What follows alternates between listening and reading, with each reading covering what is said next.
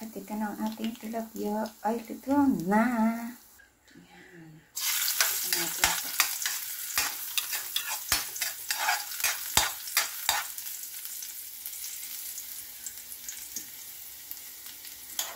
Tignan na natin ang ating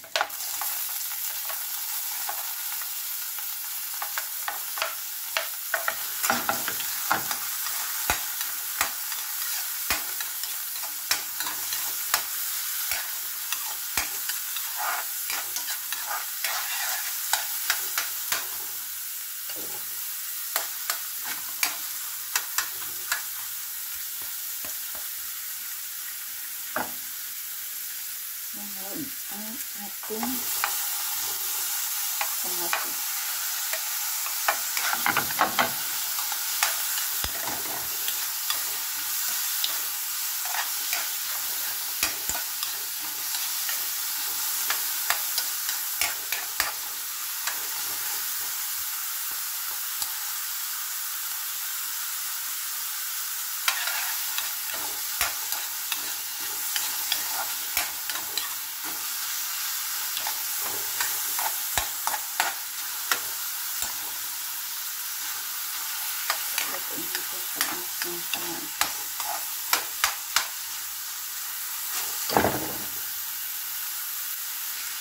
So, gawin natin pang ating kamatis.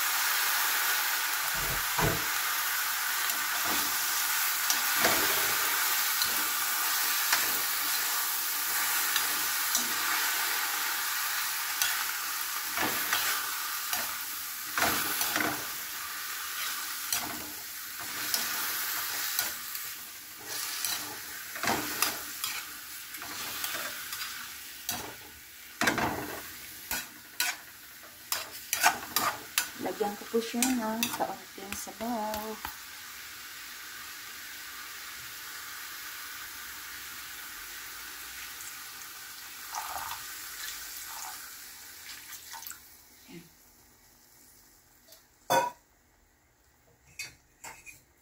Angkot natin.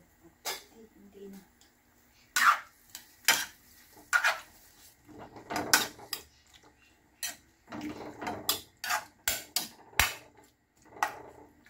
So, maglagay pa ako ng black pepper. Black pepper.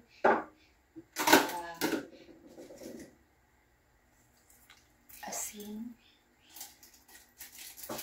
At magic sarap. Kunti lang.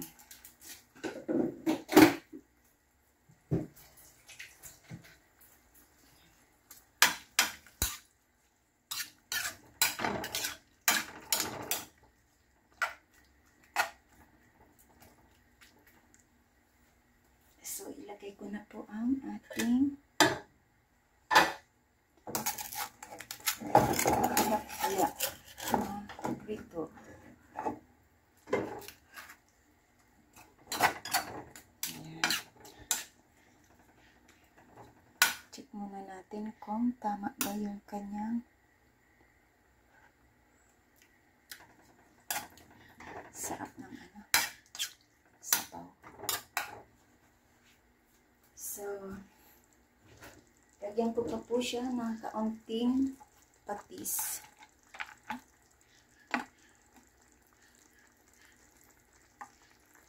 Tapos, lagyan ko siya.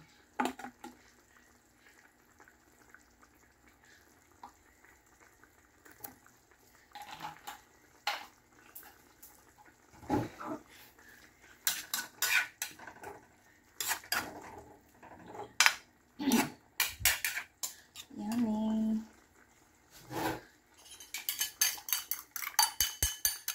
Lagay ko na po yung ating itlog.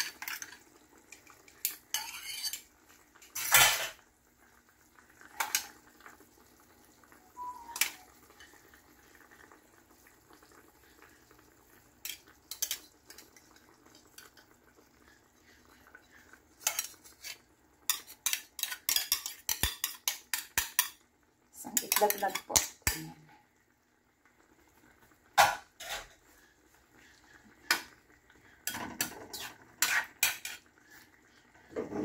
Diba? Ang sarap.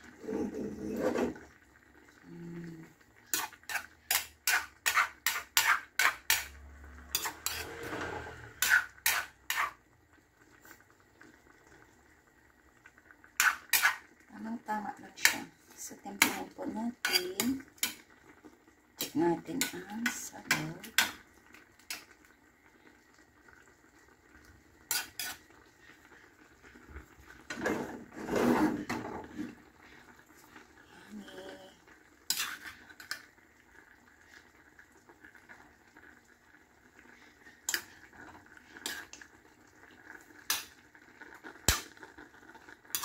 Pagkaluto niya.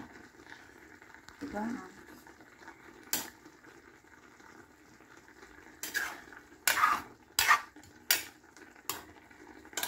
Tikman natin ang sabaw.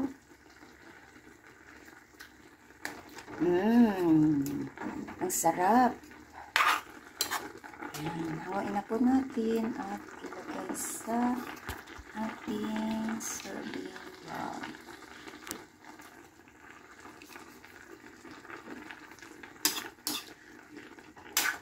Tama ng pagkaluto. Ayan.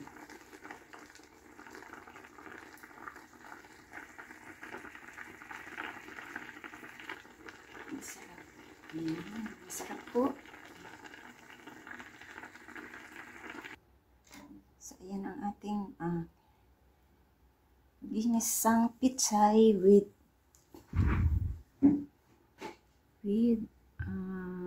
tilapia and egg.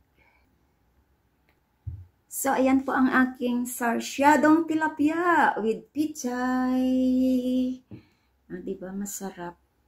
Masarap siya pag may pichay. Ayan. Fish tilapia.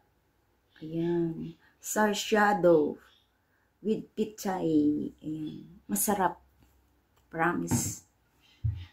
Ayan. Salamat po sa inyong lahat. This is Lori's Kitchen. Ako pa yun muling magpapasalamat sa inyo sa inyong pagdalo sa aking premiere at pag-watch ng video. At sa hindi pa po nakasubscribe ng aking channel, please do subscribe and hit the bell button para lagi kayong updated sa aking mga parating na lulutuin. At pakishare na lang po at maglagay po kayo ng comment sa baba kung ano ang gusto nyong iluluto ko sa sunod. Ayan. At itry natin yan. Yan sa ating kusina para masubukan nating magluto na ng iba't ibang putahe or recipe. Ayan. Thank you and big love shout out sa inyong lahat dyan. And God bless. Kain na po tayo. Bye-bye.